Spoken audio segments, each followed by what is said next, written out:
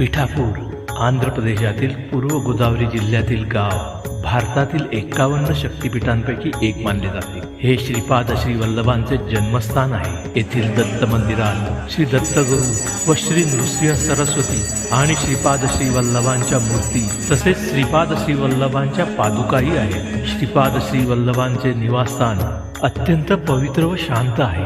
येथे अभिषेक लघुरुद्र करून आपणास सेवा अर्पण करता येते। सायंकाळी 7 वाजता पालखी सेवा असते। स्नान करून सोवळे घालून आपणास पादुकांच्या पालखीत प्रत्यक्ष सहभागी होता येते। हे स्थान अत्यंत प्रसन्न व पवित्र आहे।